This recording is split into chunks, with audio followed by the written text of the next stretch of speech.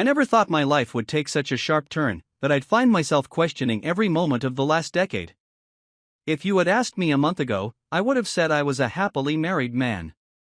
My wife, Emma, and I had been together for 11 years, married for 8. We had our routines, our shared inside jokes, and a life that seemed, for the most part, content. I work in IT, nothing glamorous, but it pays well and gives me enough time to be present at home. Emma is a senior marketing manager at a well-known firm, a career she's poured herself into.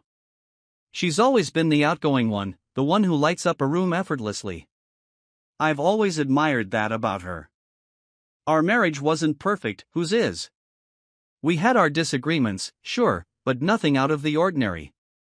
We'd argue about whose turn it was to cook, whether I was spending too much time on my computer, or if she was glued to her phone too often. Little things. Normal things. But looking back now, I realized there had been cracks in the foundation for a while. I just hadn't seen them for what they were. It started subtly. Emma's work schedule got busier, or at least that's what she told me. Late meetings, last-minute project deadlines, networking events, things that kept her out of the house longer than usual. She'd come home looking exhausted but strangely energized at the same time, like she'd had the best day ever. Then there were the small but unsettling details. One night, I picked up her phone to check the time, and a notification flashed across the screen, "See you tomorrow, Redheart," from a contact named Ava. I thought it was weird. Emma never mentioned an Ava before. "Hey, who's Ava?" I asked casually, handing her the phone. She barely glanced at it before locking the screen. "Oh, she's a colleague. New hire. We've been training her." Her answer was quick, too quick. I wanted to let it go, but something about the way she avoided eye contact stuck with me. Another time, I found one of her favorite earrings under the passenger seat of my car.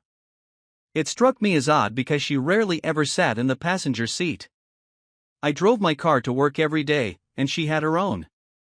When I showed it to her, she laughed it off. "Ha! Must have fallen out when we went for dinner last week," she said, pocketing it before I could question further. It was small things like that. Things that made my gut tighten just a little but never quite enough to make a fuss. Then, there was the perfume. Emma had a signature scent, one she'd been using since we started dating. But about 2 weeks ago, she started wearing something different, something I'd never smelled on her before. It was stronger, muskier, and it lingered in our bedroom long after she had left for work. "New perfume?"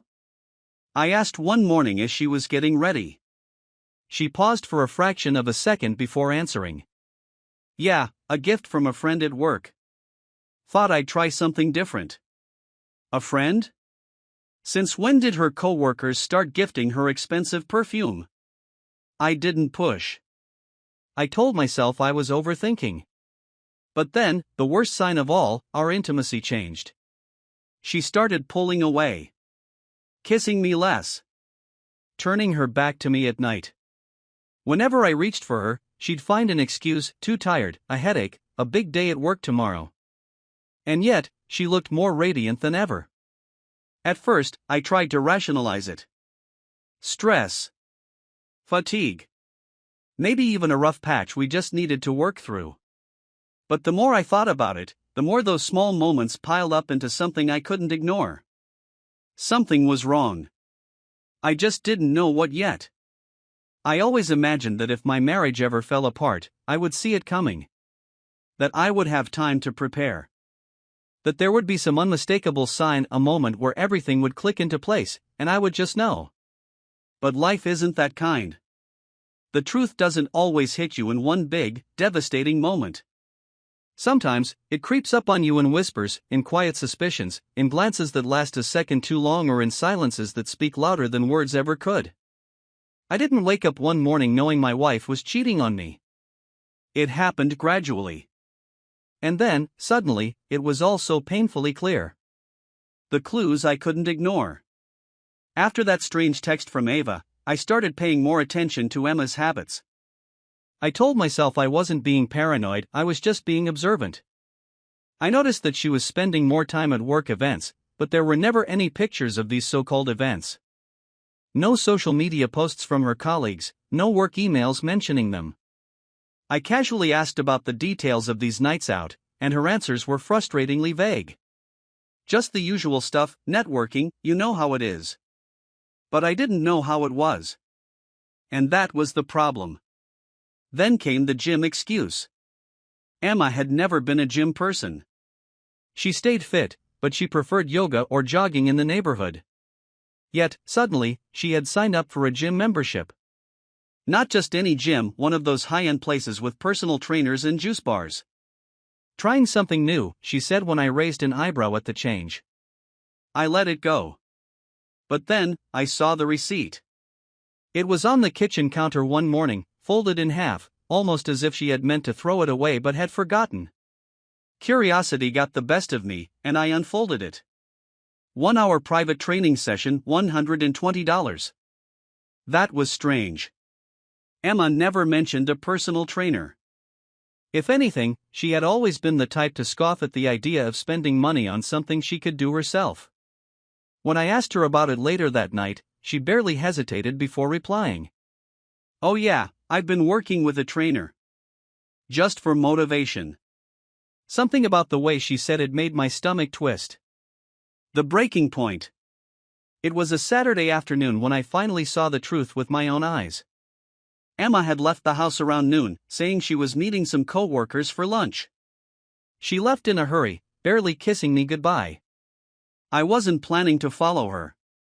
That wasn't the kind of husband I was. But as I stood by the kitchen sink, sipping my coffee, I looked outside and saw something that made my heart stop. Her gym bag. She had left it behind. For a second, my brain tried to rationalize it. Maybe she had a different bag in her car. Maybe she wasn't actually going to the gym today. But the doubt was already there, gnawing at me.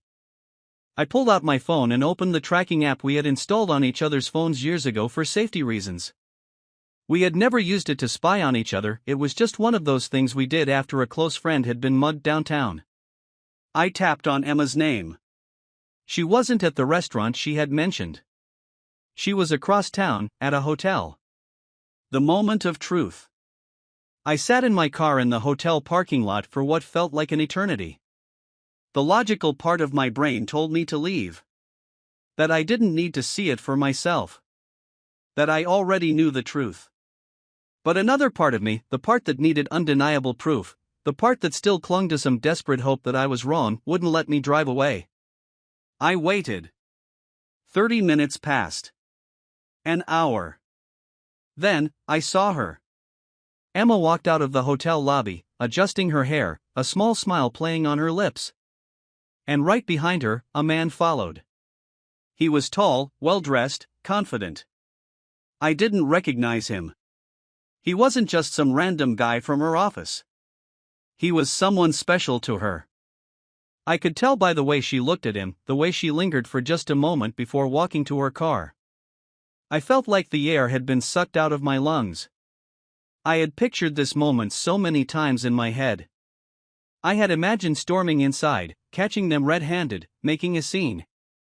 But now that it was actually happening, I just sat there, frozen, watching the woman I had built my life with walk away from me like I didn't even exist.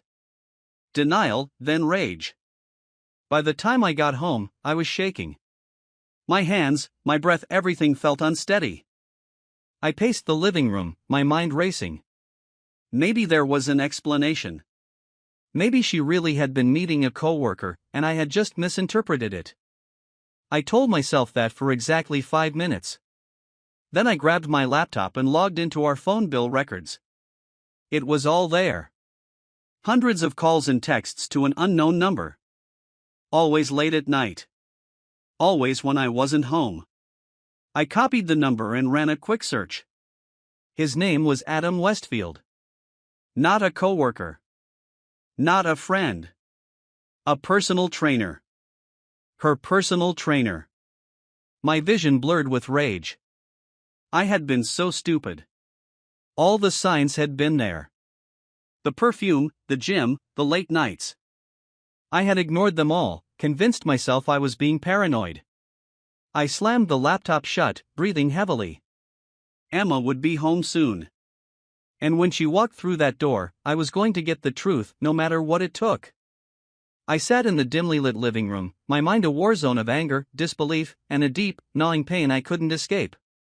The room felt colder than usual, or maybe that was just me, my body reacting to the realization that my marriage had been a lie.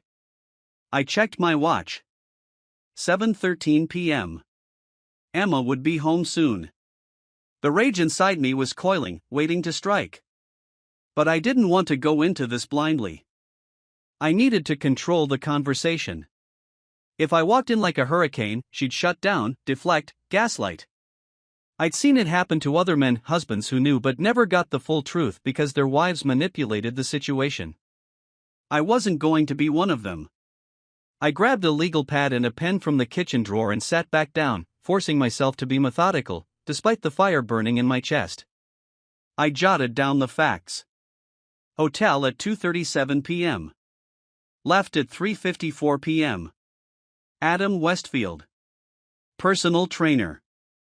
Hundreds of late-night texts over the past 4 months. New perfume. Sudden gym obsession. Emotional and physical distance at home. I tapped the pen against the table. This wasn't a one-time thing. Emma had been seeing him for months. I closed my eyes for a moment, trying to push away the images forming in my mind. The way she had probably smiled at him. The way she used to smile at me. A car pulled into the driveway. My stomach twisted. I exhaled sharply and set the notepad aside. It was time. Her lies begin. The front door opened, and Emma walked in, tossing her purse onto the entryway table. She didn't even notice me at first, she was busy scrolling through her phone. "Hey," she said absently. "Long day?" She still hadn't looked at me. She kicked off her heels and walked toward the kitchen, heading straight for the fridge.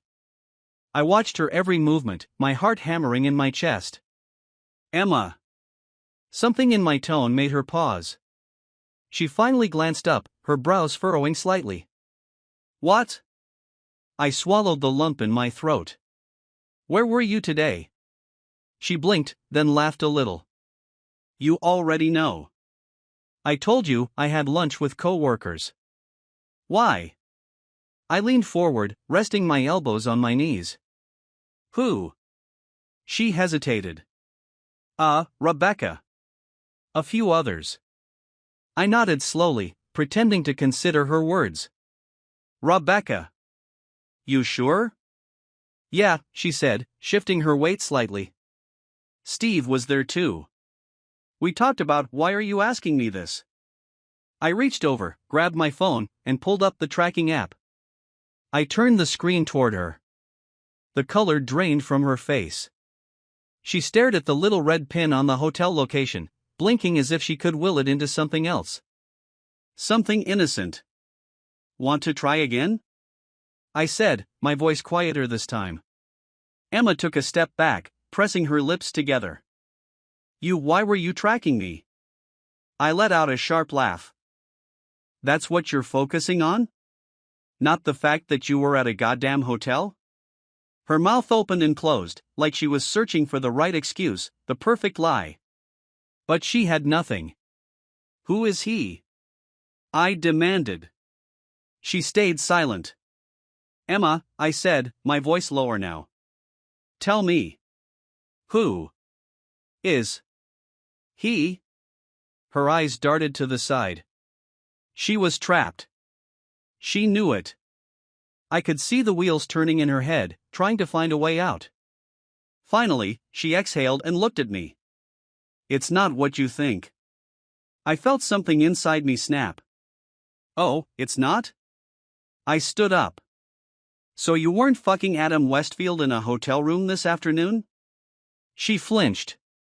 "Steve." "Do not lie to me right now, Emma," I cut in, my voice shaking. "Not now." Silence. Then, finally, she spoke. "I never wanted to hurt you," she whispered. I let out a bitter laugh. "Well, congratulations. You failed." She sat down at the dining table, resting her head in her hands. It just happened. I didn't plan for this. Oh, so you tripped and landed in his bed? I snapped. Is that what you're telling me? She let out a heavy sigh, rubbing her temples. You don't understand. Then make me understand. I roared. How long, Emma? How long? She hesitated for a fraction of a second. 4 months. 4 months. I clenched my fists, trying to breathe through the rage bubbling up inside me. And what was I? I asked, my voice calmer now, but just as dangerous. Just your backup plan? The safety net while you got your thrill elsewhere? She looked up at me then, her eyes filled with something guilt? Sadness? Maybe just regret at getting caught.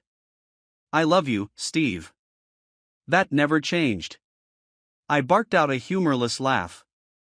You don't get to say that. You don't love me, Emma. You love him. You love the excitement, the sneaking around, the way he makes you feel. That's not love, that's an addiction. Tears welled up in her eyes, but I didn't care. Why, Emma? My voice cracked. What did I do wrong? You didn't do anything wrong, she whispered. I shook my head. Then why? Why the hell did you throw away everything? She sniffled. I don't know. I got lost.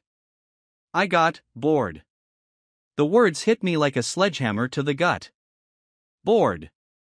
The 11 years we spent together. The nights we stayed up talking, the vacations, the laughter, the home we built, all of it had been reduced to boredom for her. I felt something inside me die. You disgust me, I muttered. She let out a small sob. Steve, please. I never wanted to lose you. I took a deep breath, stepping away from her. You already have. She reached for me, but I pulled back. The warmth that once existed between us was gone, replaced by something cold and unfamiliar. I turned away, my mind already working through the next steps. Steve, please, she begged. Can't we work through this? I stared at her, my eyes burning. No, I said simply. And then, I walked away. I locked myself in the guest room that night. Emma knocked on the door 3 times. The first time, she knocked softly, almost hesitantly. Steve? Please, can we talk? I didn't answer. The second time, she sounded more desperate. I know you're angry. I know I messed up. But please don't just shut me out. I still didn't answer. The third time, her voice cracked. Steve. I don't want to lose you. I stared at the ceiling in the darkness, my jaw clenched so tight it hurt. You already have. She finally gave up after that. I heard her footsteps retreat down the hall, then the creak of our bedroom door opening. The bed we had shared for years would feel foreign to me now. She would lie there alone tonight, just like I would. But the difference was, she chose this. I didn't. The next morning, I barely slept.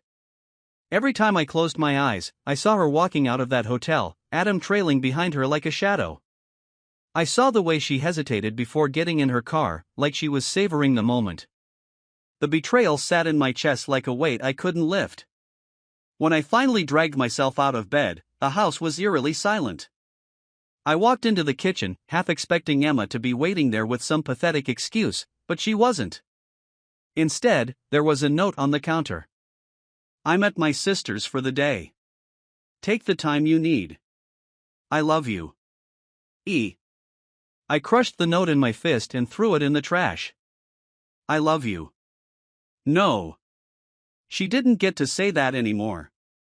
The first call. I needed to talk to someone. Not a mutual friend. Not someone who would tell me to work it out. I needed someone who would tell me the truth, no matter how much it hurt. I called my brother, Dan. Hey, man, he answered groggily. You know it's barely 7 a.m., right? I need to talk. My voice came out hoarse. Something in my tone must have set off alarms in his head, because he immediately sobered up. "What's wrong?" I swallowed. The words felt foreign in my mouth, like I was speaking them for the first time, even though they had been burning in my mind for hours. "Emma cheated on me." Silence. Then, "No. No fucking way." I laughed bitterly. "Yeah. 4 months. A guy from her gym." Jesus Christ, Steve. I could hear him shifting in bed. "Are you okay?" Was I? No. But I wasn't ready to say that out loud yet. "I don't know what to do," I admitted instead. Dan sighed. "Look, man, I know this isn't what you want to hear, but you have to make a decision. Are you gonna fight for this marriage, or are you gonna burn it to the ground?" Burn it. The thought hit me like a shock to the system. I could. I had every reason to. I had proof. I had her confession. I had every single detail I needed to destroy her. But was that who I wanted to be? Steve? "I don't know," I muttered. "I don't know what I want." "Then figure it out," Dan said firmly. "Because she sure as hell doesn't deserve the benefit of the doubt anymore." The question of revenge. That conversation rattled me. Dan was right, I needed to decide what came next. If I wanted revenge, I had plenty of ways to make it happen. I could blast her affair all over social media. Tell her family. Tell her friends. Make sure everyone knew the kind of person she really was. Or, I could take a more calculated approach. I opened my laptop and started doing some digging. Within minutes, I had Adam's address. His workplace. His social media. I found his girlfriend. Bingo! A woman named Melissa Harper, fitness influencer, devoted partner, currently sharing Instagram pictures of herself and Adam looking like the perfect couple. I could ruin him. I could send her the messages. The phone records. The proof. I could drop a nuclear bomb on their lives just like Emma had done to mine. The thought thrilled me for a moment. But then, would it actually make me feel better? Or would it just make me another person caught in the cycle of betrayal? I slammed the laptop shut, breathing heavily. I wasn't ready to answer that question. The decision. By the time Emma came home that night, I had made up my mind. I wasn't going to scream at her. I wasn't going to beg her to stay. I wasn't going to play games to hurt her back. I was going to end this on my terms. She walked in, looking tired, her face drawn. She hesitated in the doorway, clutching her purse like a shield. "Steve." I gestured for her to sit. She did, cautiously, like she was afraid I might lash out. "I thought about what you said last night," I began, my voice calm. "And I realized something." She swallowed hard. "What?" "You're not sorry." Her eyes widened. "You're sorry you got caught," I corrected. "But if I hadn't found out, you would have kept going, wouldn't you?" She said nothing. "That's what I thought," I said quietly. Her hands trembled. "Steve, please. Can't we?" "No." It was the first time I had ever truly interrupted her like that. Her mouth clamped shut. "I deserve better than this," I continued. "Better than you. And I think, deep down, you know that too." She started crying. "I don't want to lose you." "You already did." Silence. Then, she whispered, "Are you filing for divorce?" I looked her in the eyes. "I don't know yet," I admitted. "But I do know one thing." "What?" I stood up. "You're leaving this house. Tonight." Her breath hitched. "Steve. I don't care where you go. Your sister's. A hotel. His place. But you're not staying here." Her face crumbled.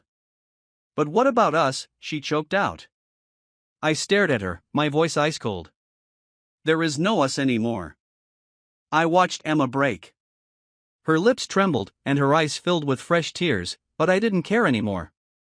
Whatever sympathy I might have had for her was gone, burned away by the months of deception, the hours she spent in another man's bed while I sat at home like a fool.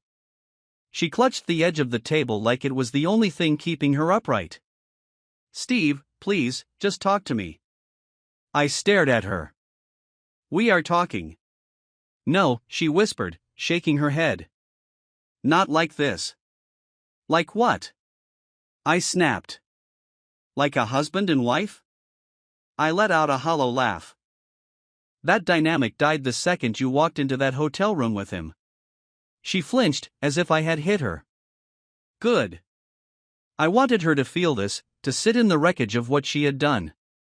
I wanted her to know that no matter how many tears she shed, no matter how many apologies she threw at me, there was no coming back from this. She took a shaky breath. "I can't just leave, Steve.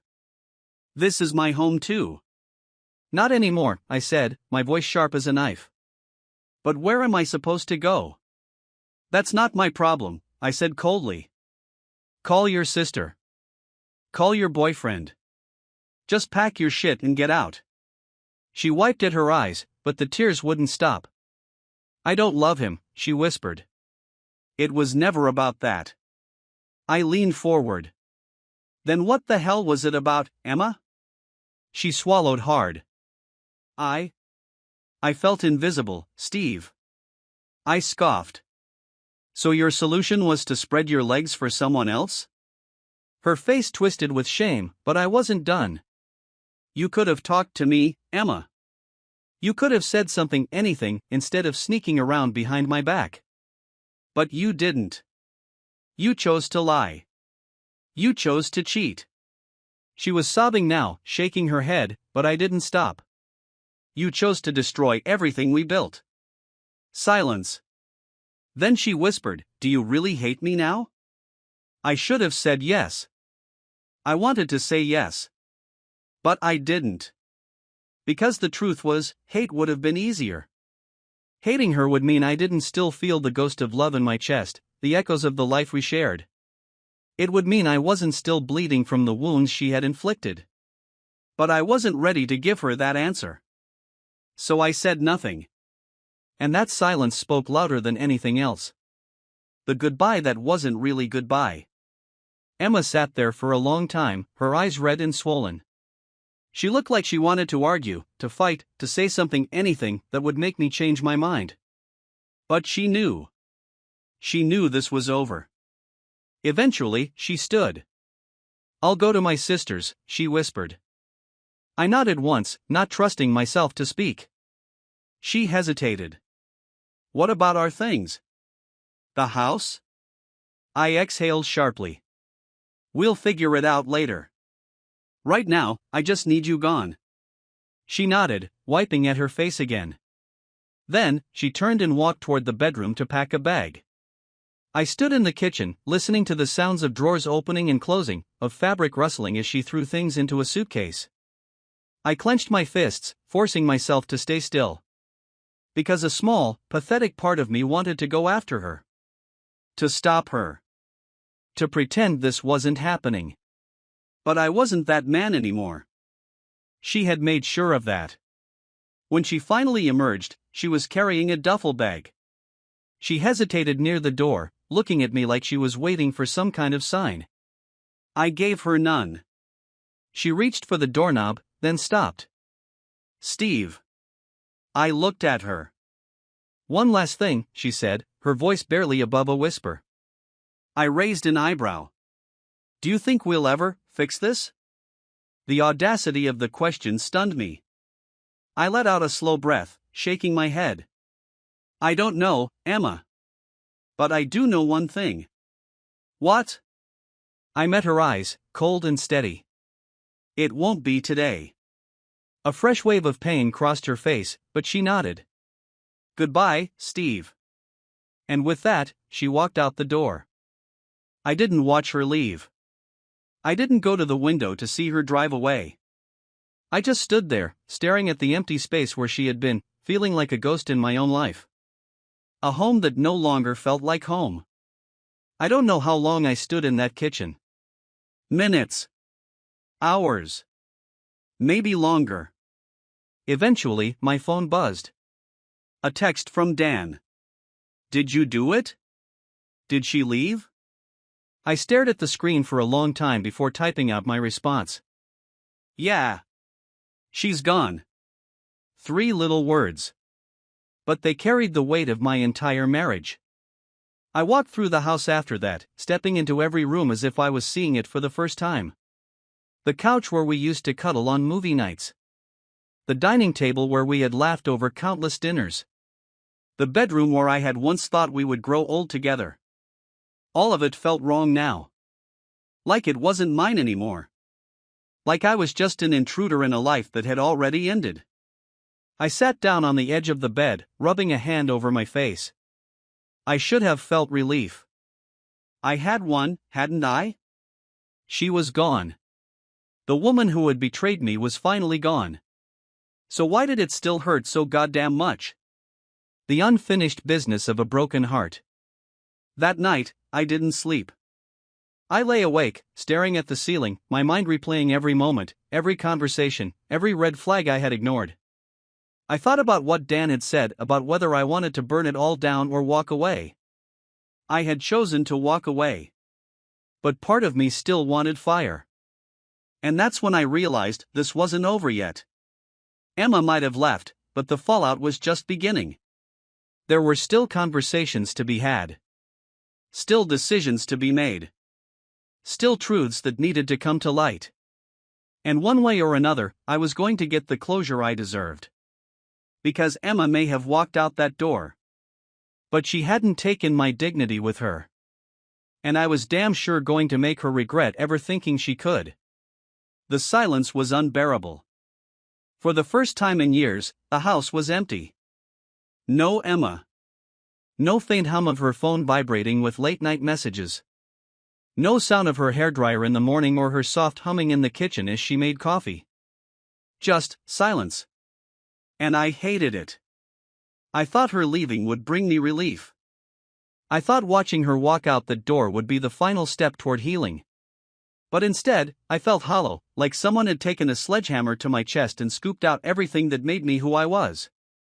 I wasn't just mourning my marriage. I was mourning the man I used to be. The man who believed in love, in loyalty, in the idea that two people could share a life without betraying each other. That man was dead. And I wasn't sure who was left in his place. The first days without her. I avoided our bedroom. It smelled like her. Like the perfume she wore, the one she started using around the time the affair began. The sheets still held her warmth, and the sight of her empty nightstand made my stomach twist. Instead, I slept on the couch. Or, at least, I tried to. Most nights, I just lay there, staring at the ceiling, playing back every conversation, every moment where I had missed the signs. The way she started coming home later and later. The sudden interest in the gym. The unexplained absences. The intimacy that vanished like it had never been there to begin with. How had I been so blind? I thought about drinking. Just enough to shut my brain off, to make me forget for a few hours. But I knew that wouldn't fix anything. The pain would still be there in the morning, sitting heavy on my chest like a weight I couldn't shake. So instead, I forced myself to feel it. To sit in the wreckage of my life and acknowledge that this was my new reality. Emma was gone. And I had to decide what came next. The divorce papers. I had called my lawyer 2 days after Emma left. I didn't want to drag this out. Steve, my lawyer, Greg, said over the phone, his tone cautious. Are you absolutely sure? She cheated on me, Greg.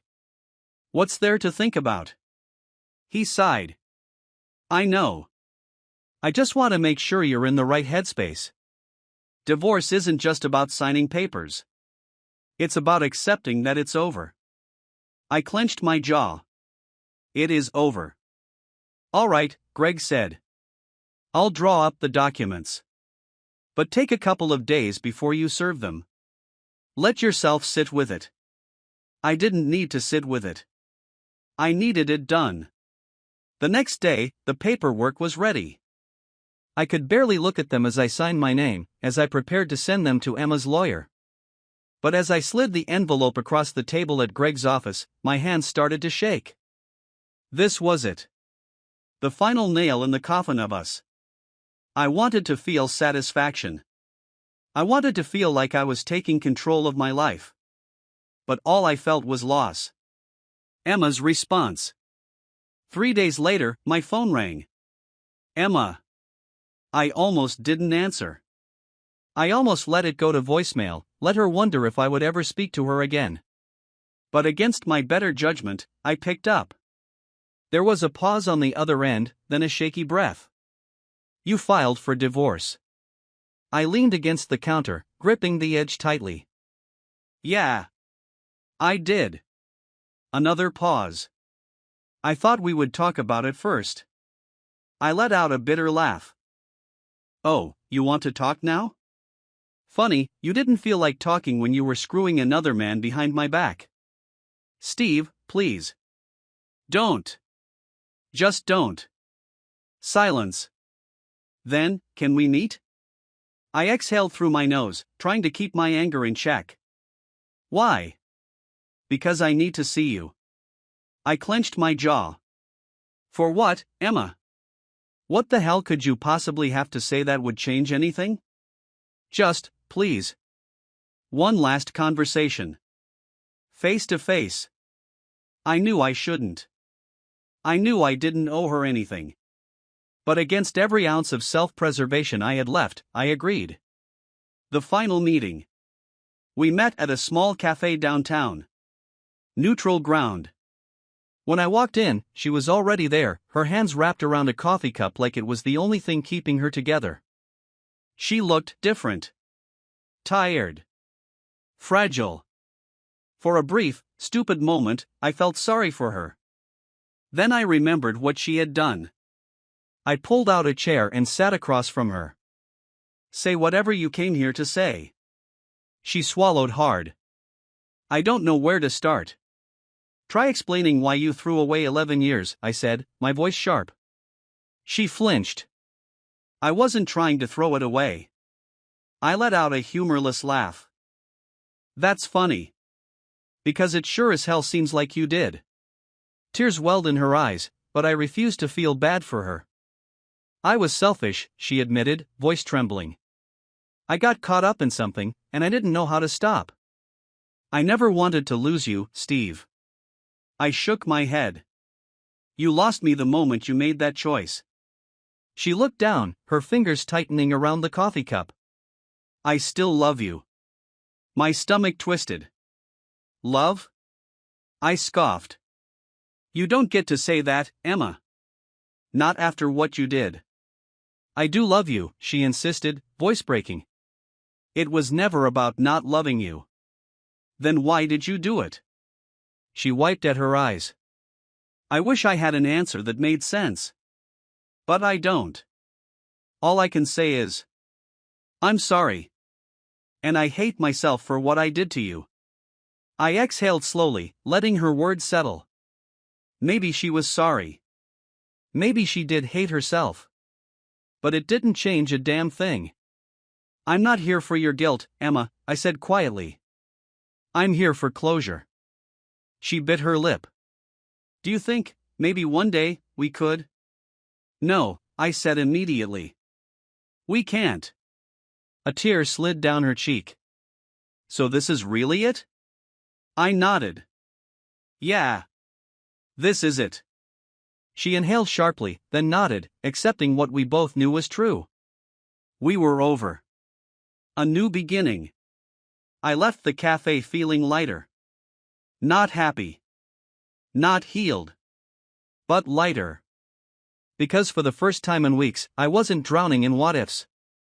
I wasn't second-guessing myself. I had my answer. Emma was my past. And now, it was time to focus on my future. I didn't know what that future looked like yet. But for the first time in a long time, I was ready to find out.